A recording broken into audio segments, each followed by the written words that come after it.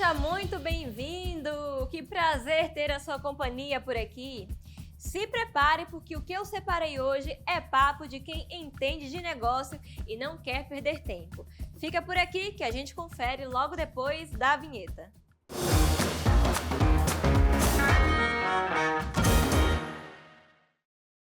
Atenção, porque a agenda de maio acaba de ficar pesada. O Nelore Cometa chega com tudo em 2 etapas que prometem mexer com o mercado. Anota aí, o compromisso é nos dias 6 e 7 de maio, a partir de 7 da noite, com transmissão completa pelo canal do criador. No primeiro dia, são 100 matrizes de respeito paridas e prenhes. É gado para chegar e já produzir. Já no segundo dia, o foco muda para beleza e a carcaça do Nelore pintado com 90 touros e fêmeas de elite. Investir em genética como essa que acabamos de ver não é gasto, é estratégia. Toda a grande potência que a gente vê hoje no campo começou com um sonho e muito suor. Por isso, chegou a hora de a gente honrar quem abriu os caminhos com o primeiro episódio do Raízes do Agro, um projeto criado com muito carinho aqui pelo canal do Criador. Vem com a gente se emocionar com esse legado.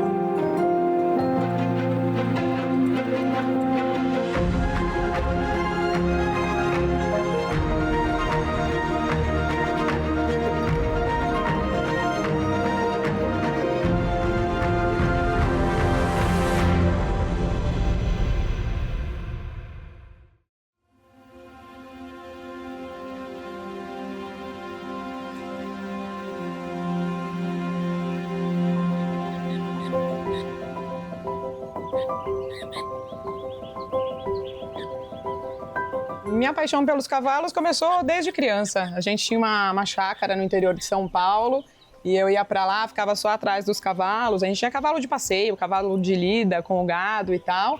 E eu ficava escovando, dando banho, montando com os primos, brincando com as irmãs o tempo todo. E de lá para cá só veio aumentando. Conheci o Leandro, que também é um apaixonado, já era cavaleiro olímpico. E unimos aí o nosso sonho de ter um aras e criar.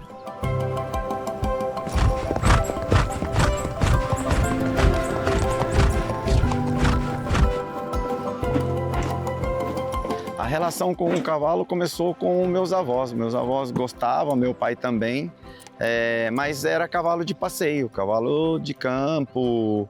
E aí comecei ali a me apaixonar já pelos cavalos ali. Depois meu pai foi trabalhar numa fazenda, onde tinha a criação de cavalo de esporte, tanto o adestramento quanto o salto. E ali foi minha primeira paixão e a primeira vista pro esporte.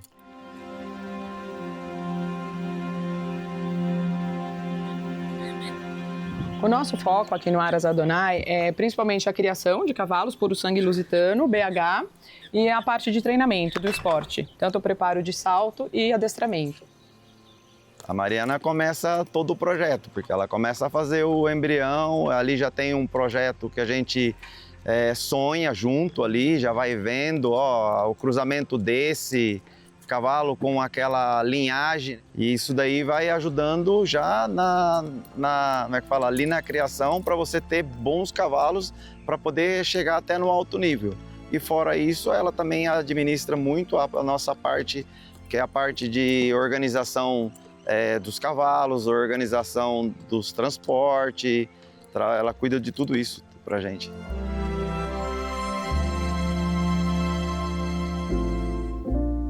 E para você, o que é cuidar de cavalos assim com responsabilidade? Porque a gente sabe que não é um trabalho fácil, né?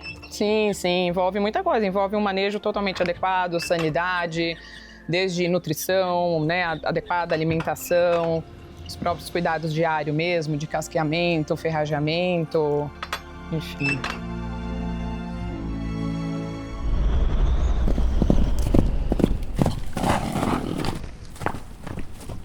O maior diferencial em cuidar de animais de esportes de alto nível é o cuidado diário, né? Eles são muito sensíveis, embora eles são grandes, eles sempre estão te mostrando alguma coisa. Então a gente que está aqui o dia a dia tem que estar atento a todo o comportamento. A gente consegue chegar na baia de manhã, eu vejo se ele está um pouco triste, se ele está indisposto com alguma situação, se ele comeu bem, se ele não comeu, se ele passou bem a noite, se o treino do dia anterior foi um pouquinho mais forte, então eu já sei como vai decorrer hoje.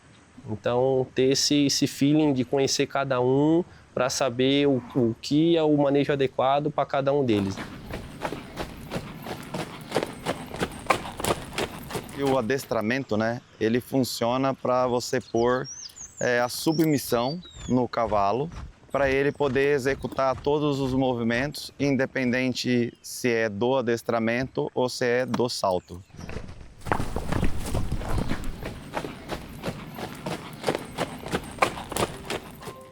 Então, na verdade, esse esporte começou com você e você que está trazendo para os seus filhos. Isso, na minha família começou por mim. Eu fui o primeiro a praticar o hipismo, que é o adestramento, o salto. E aí depois veio os meus filhos, que tá todo mundo agora já no meio, competindo já com a gente. Tem o Caio, que faz a parte do salto. Aí a Bianca, a Helena e a Lara é tudo do adestramento.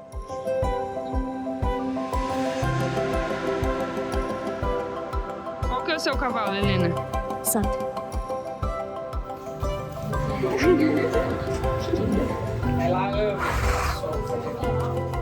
Você cuida dele? Bianca, você está continuando então o legado aí da família, né? O que é interessante porque o seu pai foi o primeiro da família a começar a competir com o cavalo e você está seguindo essa tradição. Isso, exatamente isso. Quando a gente era pequeno, a gente chegava da escola, aí o meu irmão já pegava um cavalo, eu também já pegava um cavalo. Só que antes de tudo a gente montava num poninho. Meu pai tinha ganhado há muito tempo atrás da fazenda Itapuã. E aí ele veio pro meu pai, foi ele que ensinou foi ele que ensinou o meu irmão, ele ensinou a gente a montar, a gente foi pegando gosto. Então vem de um bom tempo atrás. Que infância boa, né? E aí agora você já participou então de competições também, né? Você já ganhou também muita competição, né? Já fui campeã brasileira, campeã paulista, troféu eficiência.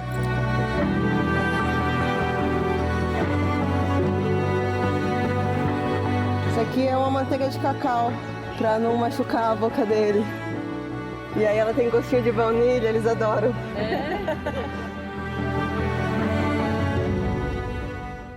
Pra gente que sai lá fora representando a camisa verde e amarela é uma honra gigantesca pra gente, não tem como você descrever essa honra, né? Essa daqui foi de Toronto, a gente foi por equipe medalha de bronze, a equipe brasileira. Aqui foi Lima, a equipe foi medalha de bronze também. E aqui foi quando a gente representou o Brasil no Sul-Americano.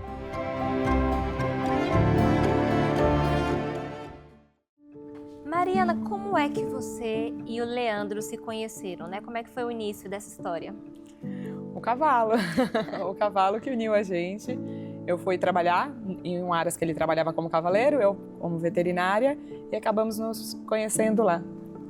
E depois que vocês se conheceram, né? Como é que vocês se uniram para formar esse lar que vocês têm hoje aqui dentro do Aras? Na verdade, eu acho que a gente não escolheu o lugar, eu acho que o lugar escolheu a gente, eu acho. A gente tinha esse sonho de criar, de ter um Aras, de produzir feno. Era muito incomum os sonhos. Então, poucos meses depois, a gente acabou comprando uma área. Tinha o Aras em Biúna, lá foi onde a gente começou tudo, né? A questão do Aras, da produção de feno, produção de feno sempre verde, a gente começou lá. Construímos um aras do zero, assim, fizemos tudo. E aí lá foi ficando pequeno. Faltavam até algumas coisas assim para acabar e aí surgiu a oportunidade da gente vir para cá. Aqui era um sonho maior ainda, um segundo passo bem importante, porque aqui dava para a gente unir tudo. A gente gostaria de morar no Aras também, de acordar, de abrir a janela, de estar mais perto ainda dos cavalos.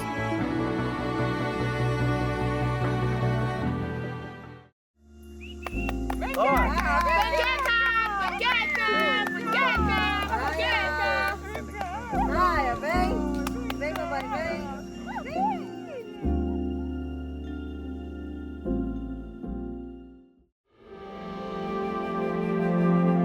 E é engraçado como isso sempre passa de geração para geração, né? Veio antes de você e agora tá seguindo depois de você também. Exatamente. Hoje a criançada aí toda montando, apaixonados, são criados, né, nesse meio, nesse mundo. Brinco, eu costumo dizer que é um modo de vida, né, um estilo de vida. Então você não se vê vivendo outra vida, né? Não. Isso aqui pra você é um estilo de vida. Não, nunca mudaria isso. Aqui todo mundo é do cavalo. O difícil é você estar em casa e não sair nenhuma conversa sobre cavalo, isso que é o difícil. E essa relação que você tem com esse daí? Ah, é especial. É muito especial. Sempre Ele é falam querido. que a relação de criador com cavalo é bem forte, né? É muito.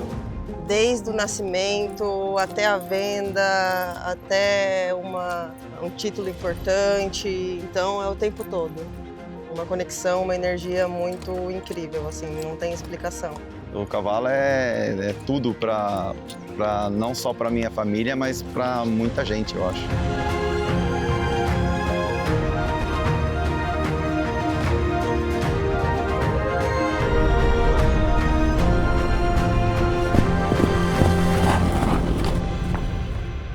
A gente fala que são dois corações.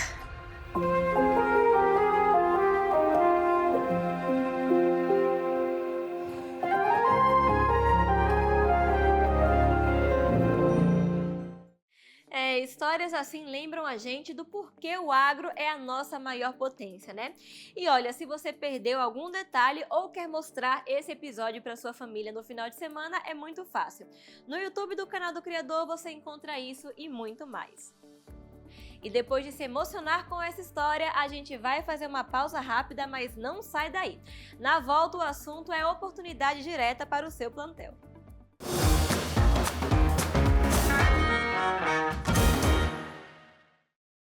Estamos de volta com seu Lance na TV.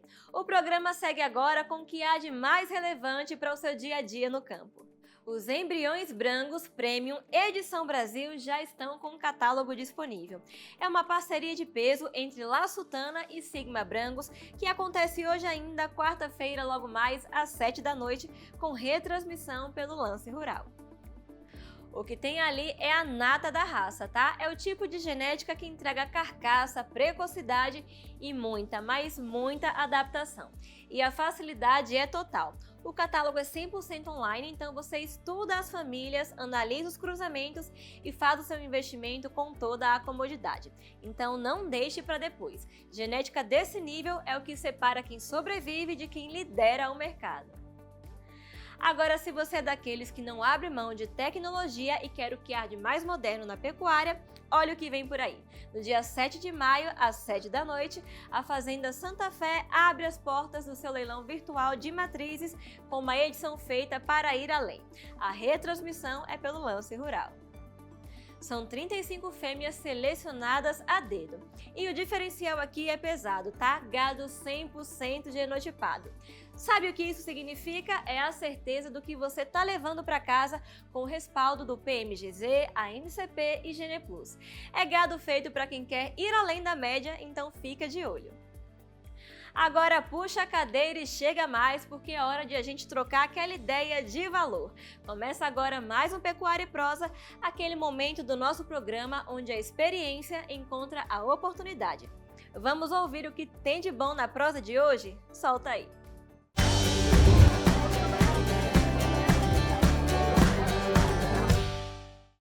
Olá, bem-vindos a mais um Pecuária e Prosa. E na edição de hoje seguimos nossa conversa sobre gestão pecuária de alta performance com um grande nome no segmento. Paulo Dias, é um prazer ter você aqui novamente com a gente. Muito obrigado pelo convite.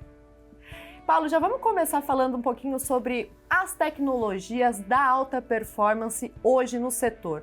Quais você diria que são elas com todo aí seu embasamento de anos de carreira no agronegócio? Nossa, poderíamos passar uma hora falando sobre tecnologias que realmente impactaram o agro. Mas a grande transformação que o agro tem vivido é a digitalização de todas essas informações e a interatividade, interação de todas essas atividades que o agro provê. Então, as ferramentas tecnológicas hoje que fazem mapeamento de processos, coleta de dados, automação e, consequentemente, uma compilação de todas as informações é o grande diferencial que a pecuária vai viver. E foi isso que você trouxe para a ponta, né? Não é à toa, conectando aí todas as pontas do setor para fazer sentido o trabalho de quem está lá no campo, para ele viver melhor com mais qualidade de vida. Eu acho que o meu grande vício foi ser viciado na dor da pecuária, ou seja, entender muito bem essa dor e não descansar enquanto a gente não resolvesse essa dor, né? E a tecnologia, empatia, né? A grande empatia. E a tecnologia, e tendo um pouco de habilidade para poder lidar com a tecnologia foi o grande salvador de toda essa dor que eu vivi ao longo desse tempo, né? Então, falando um pouco de tecnologias do agro, a grande diferencial é que a gente consiga digitalizar todas essas informações e prover essas informações uma geração de conhecimento sustentável para cada atividade pecuária, né? Então, a automação dos processos, o uso de software, a interação desses softwares entre si, o uso de mobilidade de software e tecnologia dessa digitalização que possa prover a mobilidade entre áreas, entre informações que são extremamente multidisciplinares. Então, fazer tudo isso convergir é o grande desafio. E a tecnologia de hoje que eu destacaria, além de todas as outras, né, é realmente a interação e a digitalização de tudo isso. Não tenho dúvidas que tem muita coisa aí para ser explorada, e quando a gente fala ainda com alguém que fala sobre tecnologia, que vive a tecnologia, é mais difícil ainda de escolher uma só para trazer aqui, né? É muito difícil. Todas têm a sua responsabilidade dentro de toda a cadeia, né? E de toda a interação dessas informações, e quando a gente fala desde uma coleta de dados dentro de um curral através de um software num ambiente que não é fácil de coletar o dado.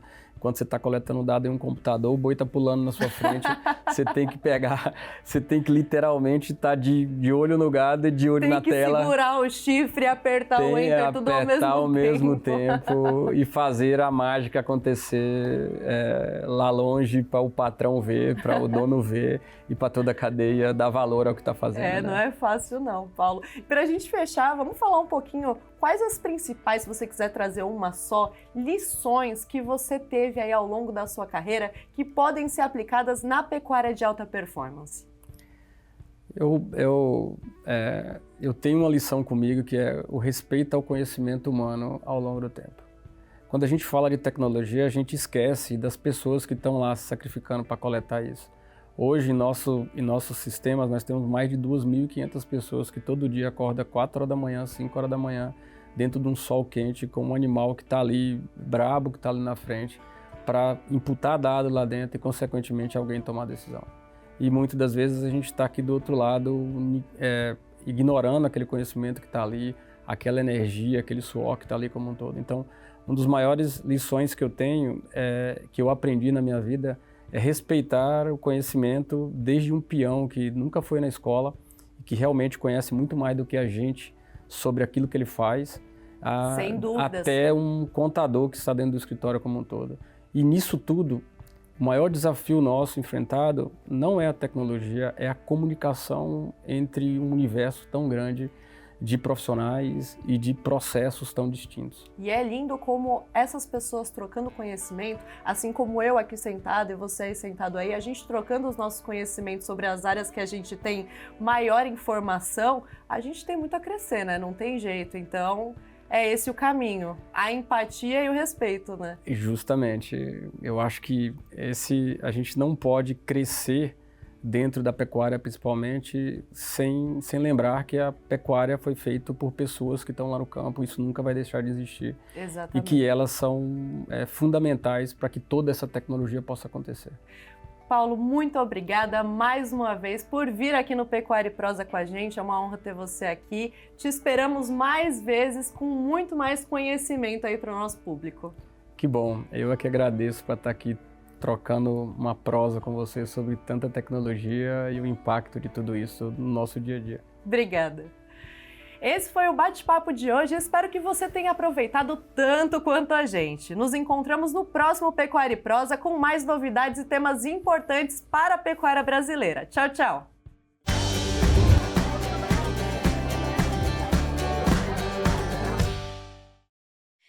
Eu não sei você, mas eu tirei várias lições dessa conversa.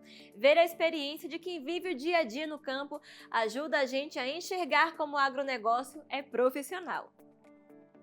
O que vimos hoje aqui foi o retrato de um agro consolidado. Genética de ponta, histórias que inspiram em um mercado que, apesar dos desafios, entrega oportunidades reais para quem tem visão. E com esse ritmo aquecido, a gente vai ficando por aqui. Muito obrigada pela sua companhia e eu já conto com a sua audiência amanhã lá no Canal Rural. Bom descanso para você e até mais!